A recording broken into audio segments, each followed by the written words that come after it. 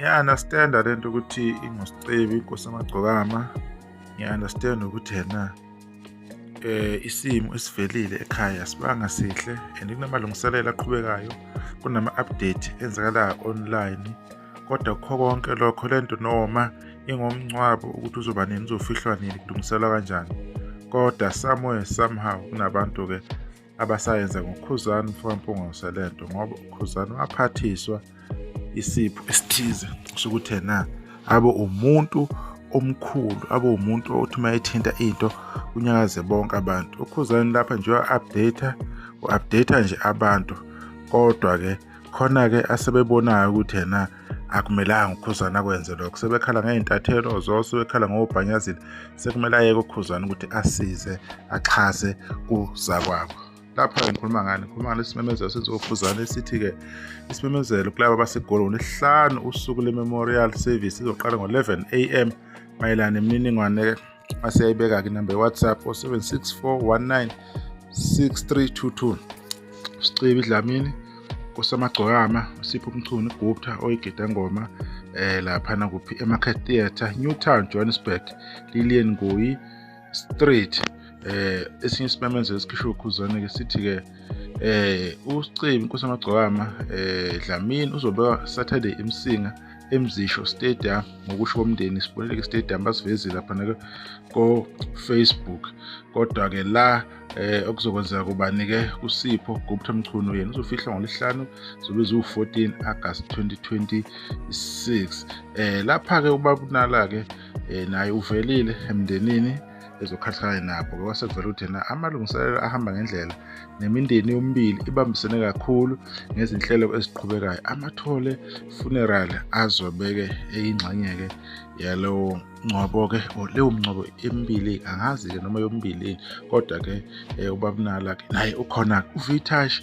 Nakukhumbula ukuthi khathi-ke kuyofihlwa kumlandeli kakhuzana urank manager Zwani Mvumeleni-ke bamfihla kahle kakhulu nesizotha-ke esingakanani.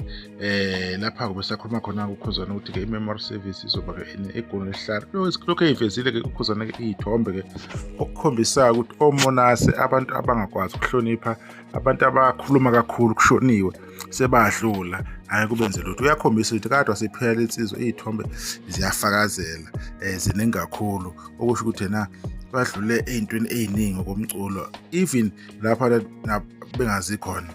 Lapho uyabona Nkosi amagcokama isafika-ke, siyakhumbula ukhuzana lapho esadlala-ke umakalabha-ke laphana-ke esacula kakhulu ingoma ethi izwe likakhuba. Right, bekuyilokho nje sifuna ukuveza njengamanje ukuthi amalungiselelo-ke ahamba kanjani. Kusasa kuzobe kuLwesine-ke kuzoba khona okwenzakalayo, na-Friday kuzoba khona okwenzakalayo, na-Saturday kanjalo kuzoba khona okwenzakalayo. Kuzobe kusuke lokugcina-ke lapho-ke kuzofihlwa khona-ke, bazobe sebefihliwe-ke makuphela kanje i-Saturday. Yilokho esifuna ukukuveza njengamanje nasemphakathini-ke. Kodwa abantu namanje basakhuzwa, basacela ukuthi asiyekeni ukungcofana, asiyekeni ukuveza amagama. Lento ayikho ngathi ingomncwabo imncwabo le ezokwenzeka, isifo esivelile, okubi okwenzakalile, umuga lo owehlele wonke umuntu omthanda ngamaskandi, olandela umsebenzi kaSicibi, obethanda insizwa uSipho Mchunu, iGupta, imindeni ukukhalisana nayo yonke into kumele ibe nesizotha. Abantu bayayibona lento masenzeka makubo ukuthi umsindo ney'nkulumo online mazilokho ikuphikisana ngazo phana ukuthi-ke akumnandi kanjani, akujabulisi ngempela. Njengoba nenza lapho online ayijabulisi lento, ayikho ngokhuzane, ayikho ngabanye abaculi, ingumndeni imindeni esemanzini. Yilokho nje kubalekile ukuthi kumele kwenzeke, ayikho ngoqhawe lethu lento. Indaba yoqhawe seyaphela. Sicela bakithi sihloniphe, sibhekise amakhanda phansi-ke until-ke kuze kudlule wonke amalungiselelo nokufihla-ke kwalezi insizwa-ke. Sizobuya namanye ama-update-ke uma khona la kule channel-ke yenu-ke. Ngisalahle.